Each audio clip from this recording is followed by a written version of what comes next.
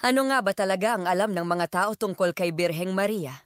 Sana ay mabuti kayong lahat. Nais kong pag-isipan ninyo ang tanong na ito habang pinapanood ninyo ang maikling bidyong ito at pagkatapos. Katulad ninyo, sinabi ko na ang aking rosaryo ng libo-libong beses. Pinakalma ako nito. Palagi, Ave Maria, puno ka ng grasya, kasama mo ang Panginoon, pinagpala ka sa mga babae, at pinagpala ang bunga ng iyong sinapupunan, si Jesus. Santa Maria, Ina ng Diyos, ipanalangin mo kami mga makasalanan ngayon at sa oras ng aming kamatayan. Amen.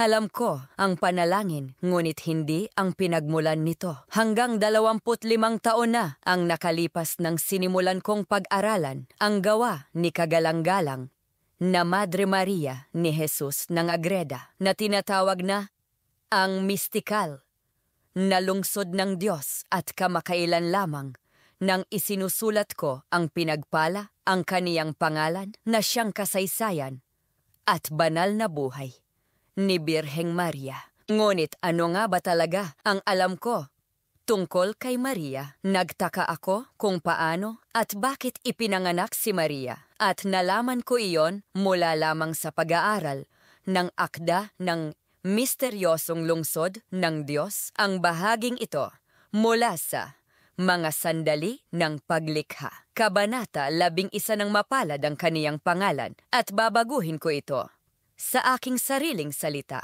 Bago pa man ang panahon nang isipin ng Diyos kung paano at bakit niya ipapahayag ang sarili niya sa labas, na alam niya ang lahat ng mangyayari sa kanyang mga nilikha hanggang sa katapusan ng panahon. Alam niya ang pagbagsak ng unang Adan at ng kanyang mga inapo. Nakahanap siya ng lunas para doon. Kaya nga, nilikha sina Maria at ang kanyang anak, ipinanganak silang walang kasalanan at magiging may kakayahang magdusa at maghandog ng sakripisyo para sa mga kasalanan ng lahat ng nauna sa kanila at ng mga susunod pa sa kanila, upang ang lahat ay makapamunga ng gantimpala ng buhay na walang hanggan kasama siya. Ang walang sala na paglilihi nang bisitahin ni Gabriel sina Ana at Joachim, ang mga magulang ni Maria. Sinabi niya kay Ana at kay Joachim, "Ana, bagaman baog ka, sa isang himala ay magdadalang tao ka ng isang anak na babae, na ipapangalan namin na si Maria. At siya ay pagpapalain sa lahat ng kababaihan.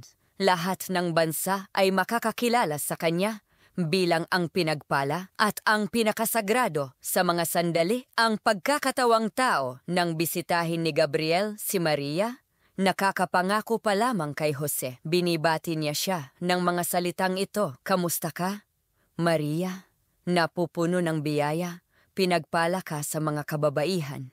At kalaunan, nang bisitahin ni Maria ang kanyang pinsang si Elizabeth, ang anak sa kanyang sinapupunan, na siya namang magiging Juan, na tagapagbinyag, ay tumalon. Sa tuwa idineklara ni Elizabeth kay Maria, "Pinagpala ka sa mga babae at pinagpala ang bunga ng iyong sinapupunan."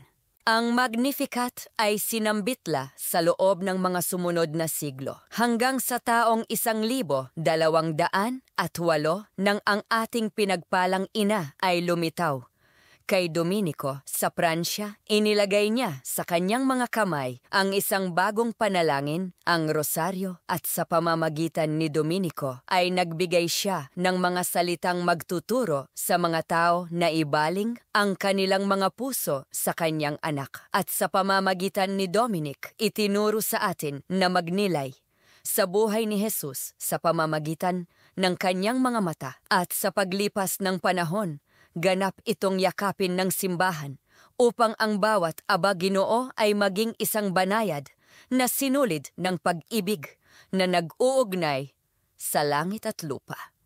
Isang panalangin sa isang pagkakataon. Ngunit muli, tinatanong ko kayo, ano nga ba talaga ang alam natin tungkol sa kanya maliban sa panalangin na yon? At syempre, ang kredong apostoliko, naniniwala ako sa Diyos, ang Ama na may kapal, may lalang ng langit at lupa, at sa iisang anak niya, si Hesukristo na ating Panginoon, na napaglihim ng Espiritu Santo, ipinanganak ng Birheng Maria. Kabisado natin ang mga panalangin na ito ng paulit-ulit. Ngunit ano?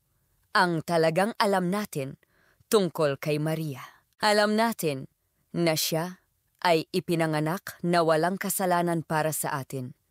Ngunit siya pa rin ay naging sanggol, munting batang babae, dalaga, batang asawa, at batang ina. Ngunit naiisip ba natin iyon? Inaanyayahan ko kayo ngayon na mag-aral tungkol sa kung sino si Maria na ipinanganak na walang kasalanan para sa atin. Inaanyayahan ko kayong bisitahin ang themotherofgod.org, our mother's house. At doon ay maaari ninyong pakinggan, basahin o panoorin ang kwento ng kanyang buhay halina at alamin tungkol sa ating ina. Ingat kayo, maraming pagpapala sa inyong lahat at labis na pagmamahal.